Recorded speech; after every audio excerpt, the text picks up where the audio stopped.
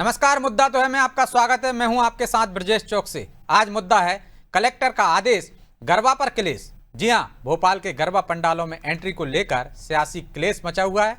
दरअसल भोपाल कलेक्टर ने आदेश जारी कर दिया है कि पंडालों में एंट्री से लिए पहचान पत्र यानी आईडी प्रूफ दिखाना अनिवार्य होगा और सीसीटीवी कैमरे भी लगाए जाएंगे।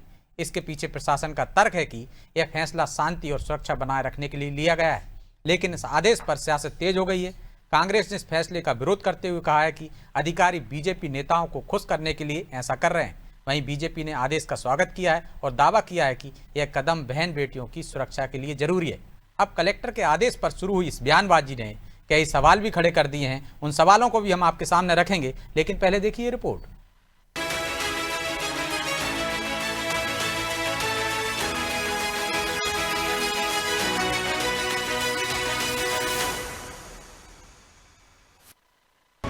गरबा पंडालों में एंट्री पर सियासी उबाल, कलेक्टर के आदेश पर कांग्रेस के सवाल।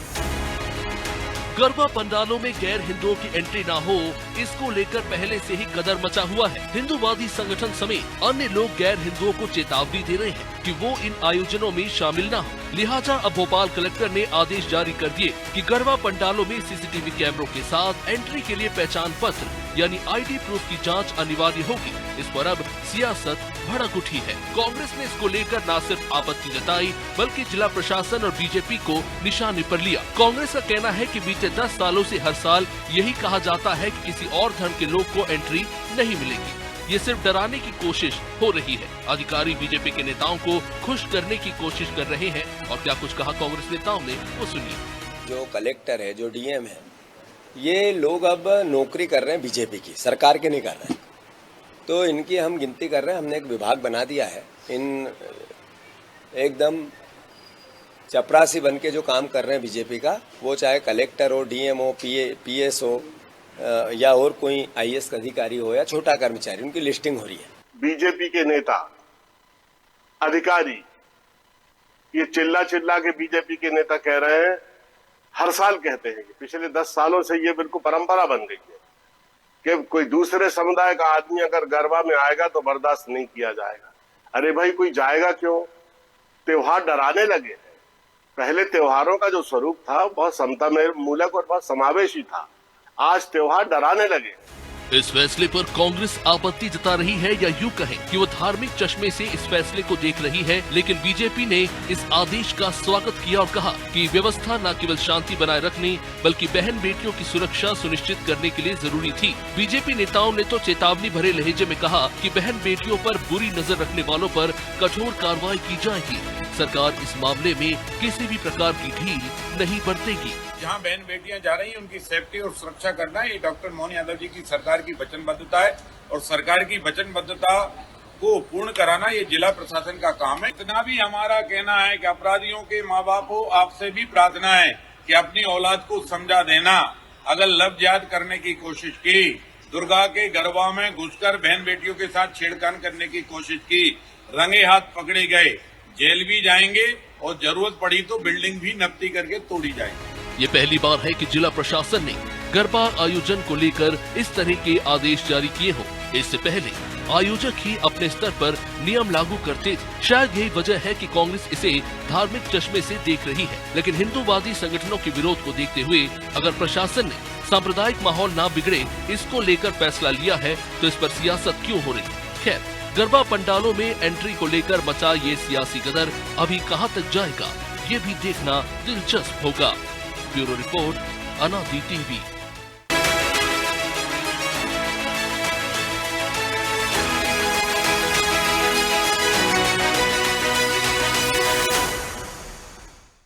इस मुद्दे पर चर्चा शुरू करें उससे पहले वो सवाल जो जरूरी है।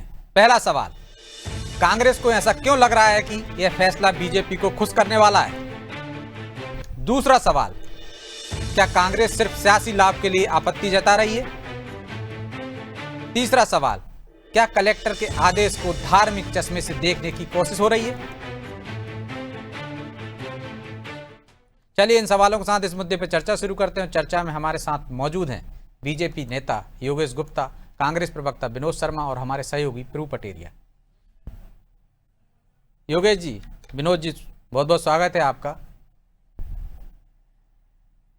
और विनोद जी, यदि ये कोई आदेश दिया है कलेक्टर ने तो उसको धार्मिक चश्मे से क्यों देखना? उन्होंने धर्म का तो कहीं जिक्र किया नहीं। उन्होंने कहा है कि जो भी वहां प्रवेश करें उनका आईडी कार्ड देखा जाए और सीसीटीवी कैमरे लगाएं सुरक्षा की दृष्टि से। लेकिन आप कह रहे हैं डराने के लिए इस तरह से, और चपरासी हो गए हैं, बीजेपी के काम कर रहे हैं, बीजेपी के नौकर की तरह काम कर रहे हैं और त्योहार अब डराने लगे हैं।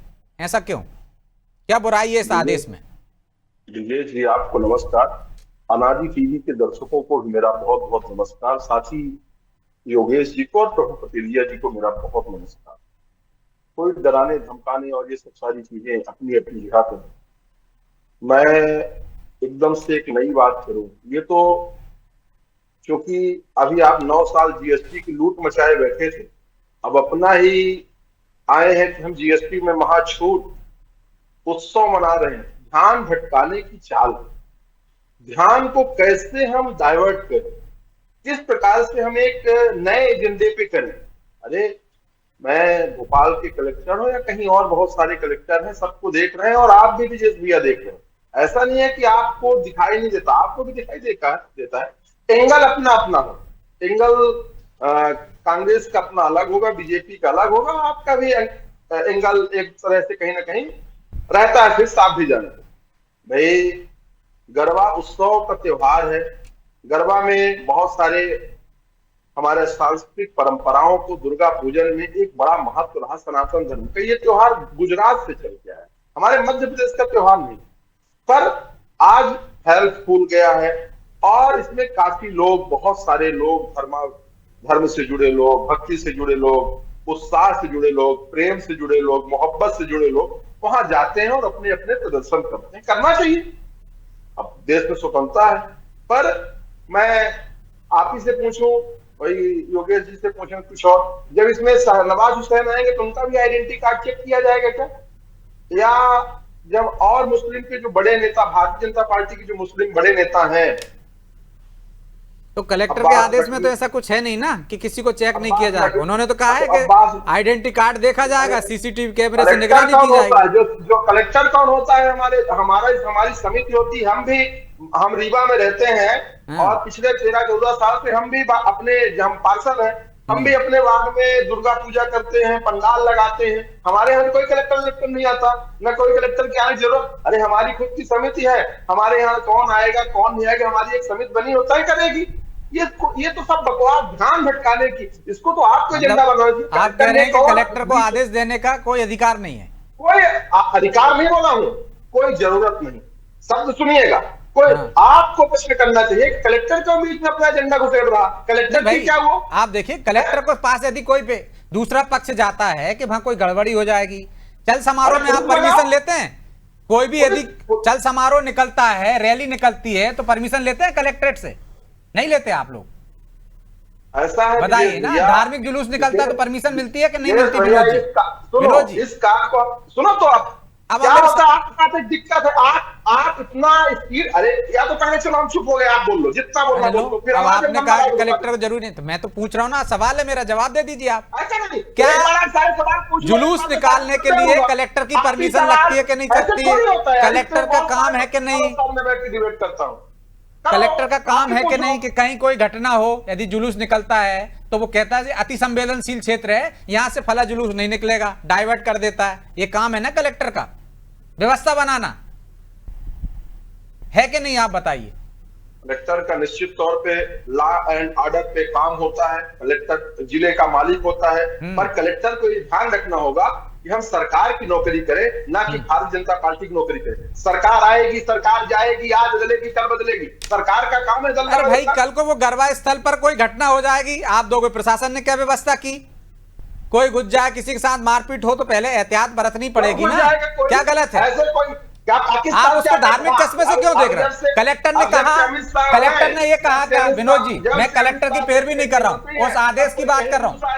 विनोद जी, मैं उस आदेश की बात कर रहा हूँ, उसमें ये नहीं लिखा है कि किसी गैर हिंदू को प्रवेश मत देना। उन्होंने कहा साहब आईडी कार्ड देखना है। अरे कोई कैसे घुसाएगा? ठीक है, करें अपना काम। तो आप चाहते हो कि वहां पे जाएं? पिछले 10 साल से यही चिल्ला चोट कर रहे हैं, ऐसा करेंगे वैसा करेंगे, कर और कुछ नहीं रहे हैं, सिर्फ अल्लाह। अरे कहाँ गया वो मेहंदी, कहाँ गई वो मिर्ची, कहाँ गया वो जो जगदीश देवड़ा के साथ जिसकी फोटो थी मछली, कहाँ गया वो ड्रिंक्स? आप पहले शुरुआत जीएसटी से करते हो, फिर मछली पे चले जाते हो। मुद्दे पे तो बोलो विनोद जी, फिर आप कहते हो मैं टोकता हूँ। भाई मुद्दे पे रहो ना, जो स्टैंड है उस पर कायम रहो आप। अब ये थोड़ी ठीक है योगेश जी, मुकेश नायक जी को भी आपने सुना, जीतू पटवारी जी को भी सुना। नायक जी कह रहे हैं 10 साल से आप डरा रहे हैं लोगों को, अब जो त्योहार हैं वो डराने लगे हैं लोगों को। पहले वहां पे भाईचारा होता था, लेकिन अब डर लगने लगा है, और अब तो कलेक्टर भी आपके चपरासी की तरह काम कर रहे हैं। वो कह रहे हैं जो आदेश जारी किया है। मुकेश नायक जी को डर लग रहा है, और साथ में उनके अनुयायियों को अगर डर लग रहा है तो डरना चाहिए। हम तो नहीं छूट देंगे हमारी माँ बहन बेटियों की आबरू के साथ कोई खेले। कांग्रेस ने अपने 55-60 सालों में यही तो कुकर्म किए हैं। अठान पठान फलाने ढिकाने मियाँ, इनकी पैदावार बढ़ा दी मध्य प्रदेश में। भोपाल शहर तो पठानों के नाम से जाना जाता था। भारतीय जनता पार्टी शासित 20 साल के शासन में आज ना पठान है ना मियाँ भाई है कोई, सिर्फ कानून का डंडा चलता है। और निश्चित रूप से कानून के अंतर्गत जब हम रेलवे स्टेशन पर जाते हैं तो आईडी चेक करता है टीसी ट्रेन के अंदर, हम प्लेन में बैठते हैं तो वहां आईडी चेक होती है। तो आइडेंटिटी चेक कराने के अगर दिशा निर्देश माननीय जिला अध्यक्ष के महोदय से माध्यम से आए हैं तो इसमें कोई आपत्ति नहीं होना चाहिए कांग्रेस पार्टी को। आप शायद भूल रहे हैं कि ये कुकर्म करने वाले, दुष्कर्म करने वाले फरहान है, साद है, सादिक है, मोहसिन खान है जो जिम संचालक के रूप में लड़कियों का शोषण करता था, अनवर कादरी जैसे डकैत जो पार्षद है कांग्रेस पार्टी के और जो फंडिंग करते धर्मांतरण कराने के लिए कि फलाने समाज की लड़की को फंसाओगे तो 15 लाख रुपए देंगे और ढिकाने समाज की लड़की को फंसाओगे तो 14 लाख रुपए देंगे। तो डकैत है तो मछली भी तो है, डकैत है तो मछली भी तो है। मछली है, मछली का क्या हाल हुआ, मछली और मगरमच्छ का, वो आप सम्मानित मीडिया के समक्ष पूरे मध्य प्रदेश ने देखा। डॉक्टर मोहन यादव जी का जब कानून का डंडा चलता है तो सबके लिए एक समान चलता है, बिना किसी भेदभाव के चलता है और स्पष्ट दिशा निर्देश होते हैं कि कानून के अंतर्गत जो जुर्म है उस पर कार्रवाई सुनिश्चित होना चाहिए और वो करके दिखाइए पूरी नेक नियत और ईमानदारी के साथ। तो अभी तक कलेक्टर ने ऐसा निर्देश नहीं दिया, इस बार क्यों देना पड़ा आप लोगों के दबाव में? नहीं देखिए इस बार नहीं, वो कह रहे हैं जरूरी नहीं है विनोद जी। देखिए विनोद जी के हिसाब से चले या मुकेश नायक जी के हिसाब से चले तो जो जरूरी है उसको ये गैर जरूरी बताते हैं। और अगर कल को कुछ हो गया जैसा कि आपने प्रश्न किया था, कुछ हुड़दंग हो गया, मार पिटाई हो गई, बलवा हो गया तो जिम्मेदार कौन होगा? तब कांग्रेस कहेगी प्रशासन निकम्मा सो रहा था। तो इनकी तो चित भी मेरी पट भी मेरी, इनके हिसाब से कानून का डंडा थोड़ी चलेगा। और आयोजकों से मेरा आपके चैनल के माध्यम से निवेदन है, स्पष्ट रूप से निवेदन है, कई प्रतिष्ठित संस्थान है जो गरबे का संचालन करते हैं और बड़ी मर्यादा के अंतर्गत रहकर करते हैं, तो आइडेंटिटी चेक होना चाहिए, इसमें कोई बुराई नहीं। तो प्रभु जी कोई बुराई नहीं है, लेकिन एक पक्ष है वो धार्मिक चश्मे से देख रहा है कलेक्टर का आदेश, वो भी डराने की कोशिश कर रहे हैं अधिकारियों को कि हम देख लेंगे, अब हमारी सरकार आएगी, सबकी लिस्टिंग हो रही है, एक विभाग बना दिया। दूसरे कह रहे हैं कि भैया कोई ऐसा गया तो उसको जेल भी जाना पड़ेगा और घर की भी नपती होगी। कैसे देखते हैं आप इस आदेश को? देखिए एक प्रशासनिक आदेश है जो कलेक्टर ने वक्त जरूरत के हिसाब से उनको लगा उपयुक्ता की उन्होंने दिया है, वो निर्देश जारी किए हैं, एडीएम के साइन से जारी हुआ है वो। अब हर राजनीतिक दल जैसा विनोद जी कह रहे थे सबके अपने अपने चश्मे हैं, वो अपने अपने चश्मे से देख रहे हैं, अपने अपने बयान देकर उस पर अपना वाहवाही लूटने की कोशिश कर रहे हैं। लेकिन ये जरूर है इस पूरे मामले में कि जो बात निकल कर आई, तो मुझे नहीं लगता कि कोई गरबा पंडाल या दुर्गा पंडाल लगता है या कोई गणेश जी भी बैठाता है तो उसको सूचना नहीं देनी पड़ती है, बाकायदा परमिशन ली जाती है, तमाम तरह की उसके बाद सूचना देनी पड़ती है, उसके बाद ये आयोजन होते हैं। फिर ये गरबा जैसा आयोजन ये तो पहले वाकई में मध्य प्रदेश की परंपरा का हिस्सा नहीं रहा है ये, लेकिन ये होने लगा है तो उसको व्यापार का रूप ले लिया है कायदे से देखा जाए तो जो आयोजक हैं जो उस आयोजन को करके पैसा कमा रहे हैं, ब्रांडिंग पब्लिसिटी कर रहे हैं, तो पूरी जिम्मेदारी उसकी होनी चाहिए जो आखिरी की लाइन आदेश की लिखी हुई है। ये और ऊपर होना चाहिए था, कलेक्टर को सुझाव देने के साथ ये कहना था कि यदि कुछ गड़बड़ियां वहां पे पाई जाती हैं तो आयोजक जिम्मेदार होंगे, अगले साल से उसको परमिशन नहीं दी जाएगी।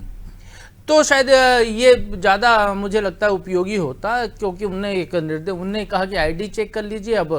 अब ये बताइए, भोपाल में एक संस्था जो गरबा आयोजन करती है, हजारों लोग पहुंचते हैं एक दिन में, कैसे चेक करेंगे? वो जो है ड्रोन से फोटो लेकर खींचकर प्रचारित करते हैं कि पैर रखने की जगह नहीं है उनके यहाँ, और बाहर सड़कों पे भी लोग नाच रहे हैं, तो कैसे आईडी चेक होगी इतने सारे लोगों की?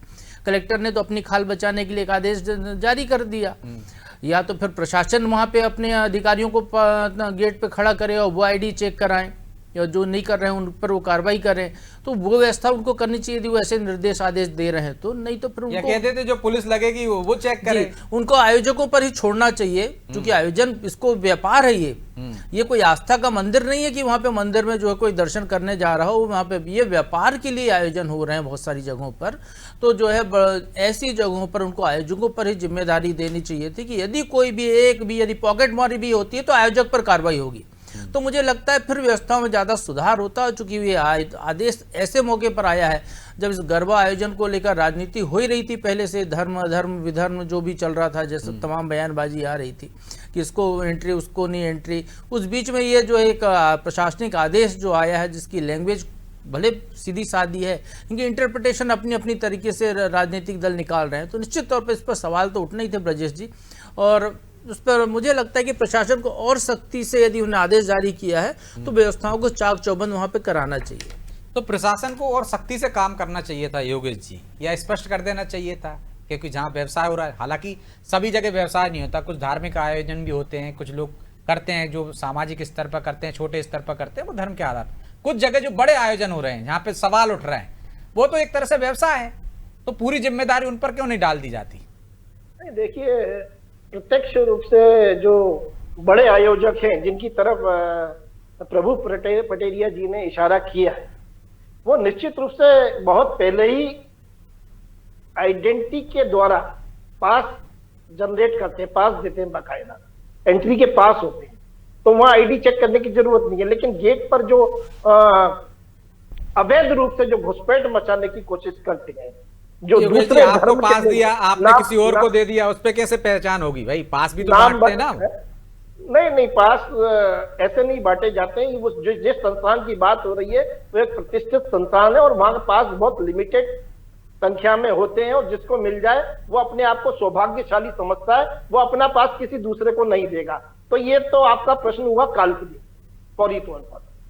बहुत मैंने ऐसे बहुत से पास देखे हैं कि तमाम अधिकारियों को देते हैं जो दूसरों को बांटते हैं। आपको लगता होगा कि आप सौभाग्यशाली हैं, आपको मिल गया तो। अरे तो ऐसे बहुत से बांटते हैं, और एक ही संस्थान पे मैं केंद्रित नहीं कर रहा हूँ। एक आयोजन नहीं, बहुत सारे आयोजन। एक आयोजन पे मैं केंद्रित नहीं कर रहा हूँ उसको, बहुत सारे आयोजन होते हैं, बहुत सारे संस्थान कराते हैं, हर शहर में होते हैं। अगर आपकी बात मान भी ली जाए तो भी वो किसी एरे गेरे फुखेरे को अपना पास नहीं देंगे। भाई आप एक ही संस्थान पर केंद्रित क्यों हो गए? मैं तो बाकी जगह की सबकी बोल रहा हूँ ना। प्रमाणित आदमी एक अपने जान पहचान वाले को वो पास देगा। तो यहाँ विषय दूसरा है। विषय ये है कि जो घुसपैठिए, जो नाम बदलकर, जो पहचान छुपाकर, जो हमारी माँ बहन बेटियों के साथ कुदृष्टि रखते हुए गरबा पंडालों में प्रवेश करते हैं। अच्छा 10 साल में कितने मामले आए ऐसे? अच्छा योगेश जी, आपकी सरकार है, 10 साल से लगातार आपकी सरकार है, ज्यादा ही हो गए हैं। कितने ऐसे मामले आए कि गरबा स्थल पर छेड़छाड़ हुई, गैर हिंदू घुस गए हो, वहां बदतमीजी हुई वाले कितने पकड़े आपने 10 साल में? सही कह रहे हैं।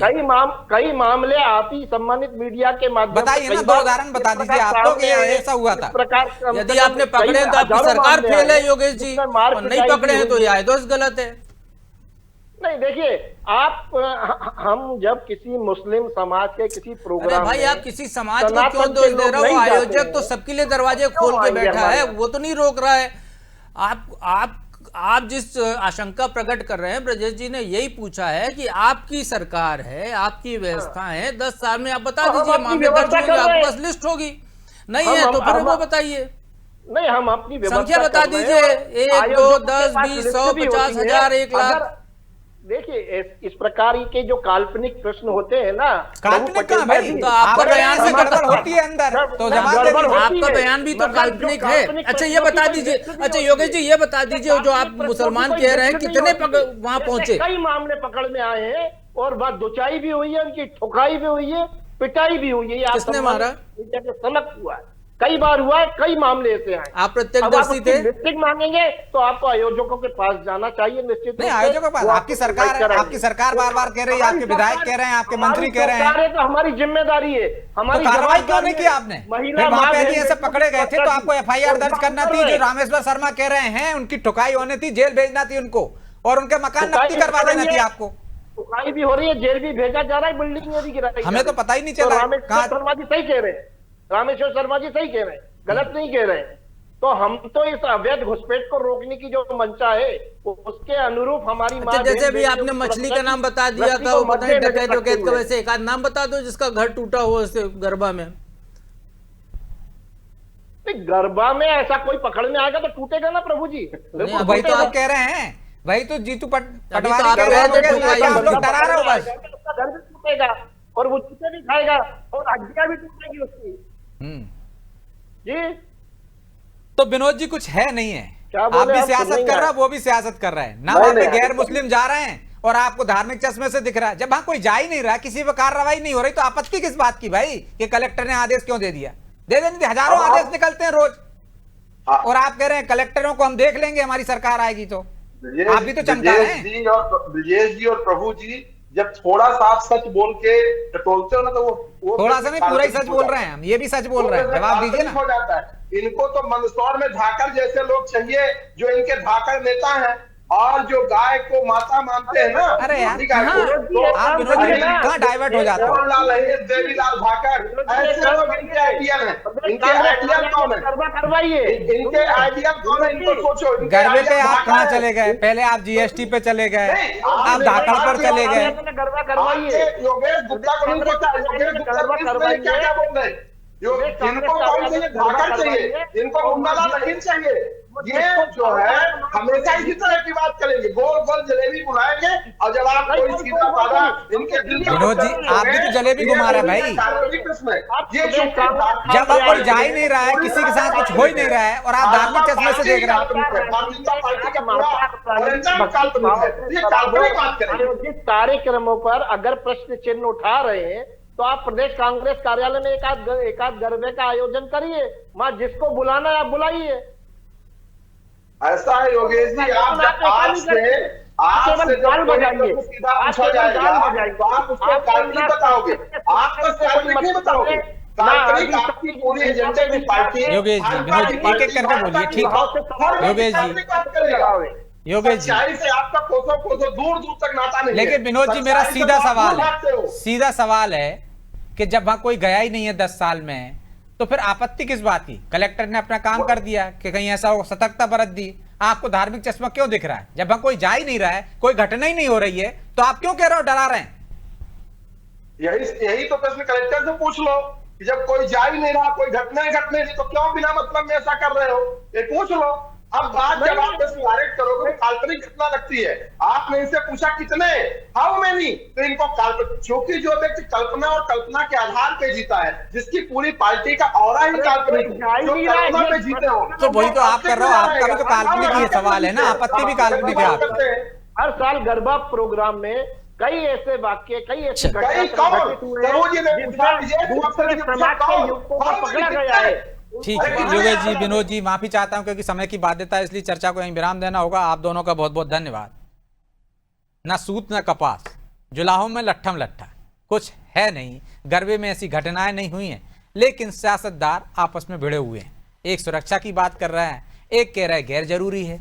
आखिर सियासत हो क्यों रही? धार्मिक आयोजन है, होने दीजिए उस पर। कलेक्टर ने अपना काम कर दिया है, यदि वहां पर सुरक्षा की एहतियात बरती जा रही है तो इसमें बुराई का है। लेकिन कोई कलेक्टर को डरा रहा है, कोई कह रहा है कि कलेक्टर ने गैर जरूरी दिया है, और कलेक्टर शायद अपनी खाल बचा रहे हैं या सिर्फ एक तरह से खाना पूर्ति कर रहे हैं।